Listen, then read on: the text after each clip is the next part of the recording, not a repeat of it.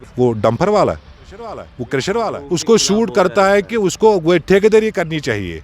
और रही बात ताज मोहिउद्दीन की, लैंड ग्रैबर है, उसको तो ज़मीन यहाँ वहाँ बेचने के लिए वो काम करना चाहिए। नहीं, आज़ाद वो कांग्रेस में था। आप गुलाम नबी भट्ट कहिए, हाँ गुलाम नबी भट्ट कहिए, उसके किस चीज़ का डर? गुलाम नबी भट्ट डिस्ट्रिक्ट डोडा के हैं। कांग्रेस ने जो इन्वेस्ट किया था, आज़ाद का तखल्लुस वहाँ मिला था।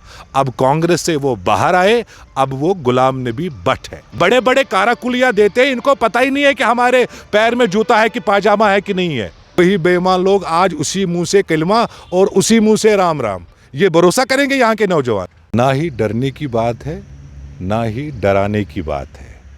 ये वही बेईमान लोग हैं जिन्होंने कांग्रेस में रहकर मिनिस्ट्रियों का मज़ा लिया, कांग्रेस में रहकर पोर्टफोलियो का मज़ा लिया, और कांग्रेस में रहकर जो इनका आका था, जिस आका ने इनको भाजपा में शामिल करवाया है इनडायरेक्टली, और बीजेपी और उस आका के बीच में जो इक्वेशन बनी, ये उसका नतीजा है जो आप कई दिनों से बाहर निकलते हुए देख रहे हो।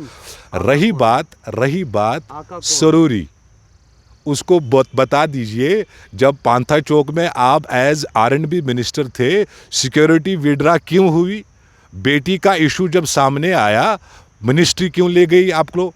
और उसको बोलिए कि जो आपके आका है गुलाम नबी भट्ट साहब, उसको बताइए कि 2012 में जो न्यूज़ बाहर आई थी, गुलाम नबी भट्ट डिस्ट्रिक्ट डोडा के हैं, 2-3 इलेक्शंस लड़े थे, कांग्रेस ने जो इन्वेस्ट किया था, आज़ाद का तखल्लुस वहाँ मिला था। अब कांग्रेस से वो बाहर आए, अब वो गुलाम नबी भट्ट है। गुलाम अहमद मीर का डर है इनको, क्योंकि हमेशा गुलाम अहमद मीर ने शेर की तरह दहाड़ा था जब इनके आका दिल्ली लीडरशिप के साथ गिड़गिड़ा रहे थे, जब इनके आका दिल्ली को लेके कंफ्यूजन क्रिएट कर रहे थे, जब इनके आका दिल्ली में मिसलीड कर रहे थे लीडरशिप को। उदयपुर डिक्लेरेशन में जो रेजोल्यूशन पास हुआ था, ये वो डिसिप्लिन सोल्जर है गुलाम अहमद मीर, जिन्होंने यहाँ से ही रेजिग्नेशन ऑफर किया है।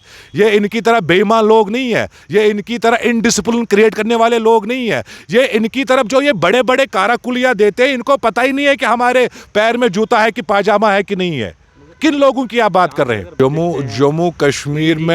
जम्मू कश्मीर के कांग्रेस का जहां तक सवाल है, यही बेईमान लोग कल तक पोर्टफोलियो पे थे, ओहदेदारों में थे। इन्हीं लोगों ने कांग्रेस में रहकर बीजेपी की पॉलिसी इख्तियार कर ली। इन्हीं लोगों ने हमेशा कांग्रेस के वर्कर को हमेशा बिल्कुल वो मान लीजिए आप तहस नहस किया है कांग्रेस के कैडर को। यही गुलाम अहमद मीर ने हमेशा इन 7 सालों में कांग्रेस के वर्कर को हमेशा अतरुट किया है। यही कांग्रेस के लीडरशिप ने हमेशा जम्मू कश्मीर के वर्करों को, जिनको पूछा नहीं गया 70 सालों में, गुलाम अहमद मीर ने जिस प्रकार से प्रेसिडेंटशिप चलाई है, ये उनका नतीजा है कि सरूरी, पीरजादा सईद, ये ताज मोहिउद्दीन जो एक बड़ा लैंड ग्रैबर है, उसको डर है कि मुझे NIA रेड ना पड़े, ED रेड ना पड़े, तभी वो आका के तलवे चाट रहे हैं और बीजेपी की बोली लगने लगे। आपको लग रहा है कांग्रेस खोखली हो रही है कश्मीर में? सवाल ही पैदा नहीं है। आप इन बेईमानों को बता लीजिए, चुनाव में अभी बीजेपी को ये सलाह दे रहे हैं। लोगों के पास कौन है अब?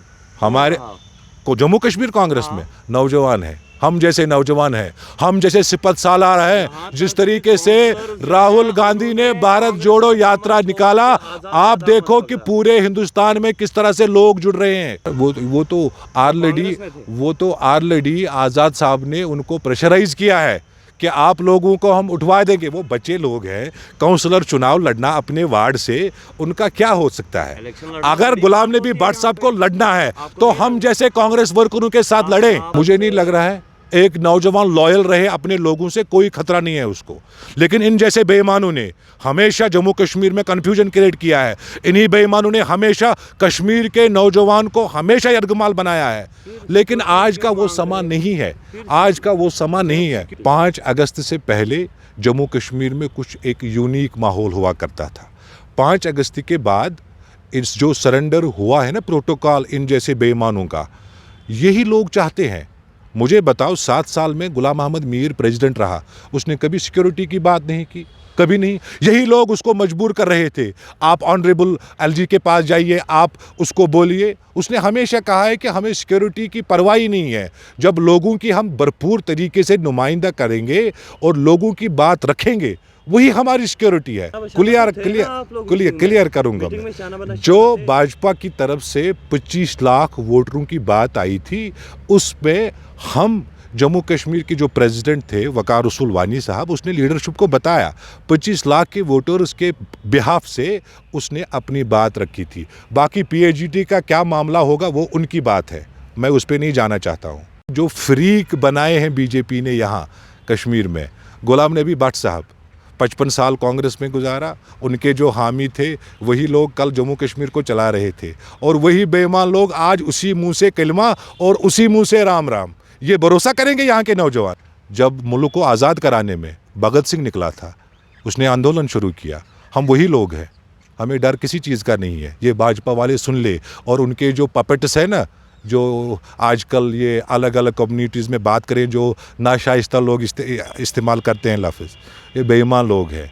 इनको डरने और डराने की बात नहीं है, इनका जवाब उसी दिन मिलेगा जिस दिन चुनाव होगा। वो डंपर वाला, वो क्रशर वाला, उसको शूट करता है कि उसको वो ठेकेदारी करनी चाहिए।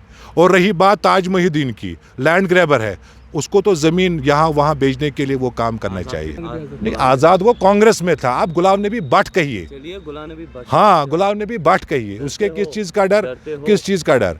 वोट वो बटोर उसको खुद का डर था, उसको खुद, आज तक बीजेपी के खिलाफ एक लफ्ज़ नहीं बोला। क्या बात कर रहे हैं आप? अगर उसको बोलो, एक लफ्ज़ बोले, कल का वो प्रोटोकॉल, उसका हाव भाव जो है ना, सब विड्रा होगा। एक बार बोलो उसको कि बीजेपी के खिलाफ बोले, नहीं, उसमें दम नहीं है। वो कारा यार, पार्लियामेंट वो तो तब था जब कांग्रेस ने भेजा उसको।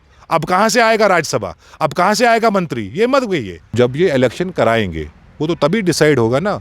फिलहाल इनकी इक्वेशन में अभी एक सुनिए अभी अब इन्होंने जो टीम्स, ये तो मोहाली का मैदान बनाया इन्होंने, अब जितने टीम्स इन्होंने इंक्लूड किए हैं, फिलहाल उनके बीच में क्या इक्वेशन बनी, तभी तो अपना कांग्रेस लड़ने के लिए अपना स्टैंड रखेगा। आप लोगों की आवाज़ है, मीडिया लोगों की आवाज़ है।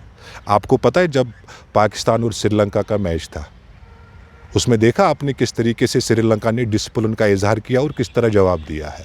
इसी तरह जो ये टीमें बनी है ना, हमें तो अपना पता है ना कि हमें कैप्टन क्या बोलेगा, कि किस तरीके से इनको क्लीन बोल्ड करना है। हम वो थोड़ी पहले बोलेंगे। जिस तरह ये लोग नाशाइस्ता अल्फाज इस्तेमाल करते हैं, इनकी तो ये बौखलाहट है। क्यों डर लगता है इनको गुलाम अहमद मीर से? क्यों डर लगता है? कन्याकुमारी से लेके कश्मीर तक पद यात्रा है, भारत जोड़ो यात्रा। क्या बात कर ले हैं आप? वो अलग बात है कि बीजेपी जम्मू कश्मीर में सिक्योरिटी के आधार पर अनसर्टेनिटी पैदा करेंगे, वो उनकी बात है। आप राहुल गांधी को एंटर आने दे दीजिए। मेरे से बेहतर आप अगर ये सवाल ताज महिउद्दीन को बोलते कि आप बीजेपी के खिलाफ क्यों नहीं बोलते हैं, उसको पता है कि वो डर क्या है, एनआईए का डर क्या है, ईडी का डर क्या है। सरूरी को बोलो जब एनआईए की रेड पड़ी कि डांट पड़ी कि नहीं पड़ी, हमें किस चीज़ का डर है? ये तो बेईमान लोग, इनको डर होगा।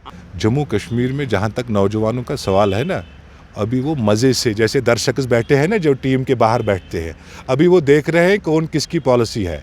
हमें जो पहले भी पॉलिसी रही कि नौजवानों का तहफ़्फ़ुज़, नौजवानों का रोज़गार, तभी तो राहुल गांधी को ईडी समन आई जब उसने मुल्क और कश्मीर की नौजवान की बात की। नौजवानों का विकास, नौजवानों का तहफ़्फ़ुज़, नौजवानों का रोज़गार, तभी तो राहुल गांधी को ईडी पड़ी। सुनिए, और दूसरी बात, जब राहुल गांधी ने आवाज़ उठाई, यही बीजेपी वाले लोग और यही गुलाम नबी भट्ट बीजेपी का इन्फॉर्मर रहा आज तक कांग्रेस में, और हमेशा उसने जो हमने मैनिफेस्टो बनाया है, जो हमने पॉलिसीज़ बनाई, वो बीजेपी को बेच डालता था। कांग्रेस ने बात हमेशा रखी है। और सुनिए कन्फ्यूजन एप्रहेंशन, यही सुनिए हमारे रिलीजियस लीडर्स पे अटैक है। ये कन्फ्यूजन और एप्रीहेंशन बिकॉज जब से गुलाम नबी भट्ट ने भाजपा का हाथ थाम कर ना जो दूसरे एक रास्ता इख्तियार किया, ये उसका मेरे ख्याल से कार्य किया होगा कि किस तरह के जम्मू कश्मीर में आप लोग हमें एग्जीक्यूट कराओगे और एम्पावर कराओगे। दिल से आवाज़ राहुल गांधी ने निकाली और जम्मू कश्मीर में नौजवान का तहफ़्फ़ुज़, नौजवान का विकास, नौजवान का रोज़गार, उसको लेके, और सच्ची वाली बात और सच्ची स्लोगन, इनकी तरह जुमलाबाजी नहीं।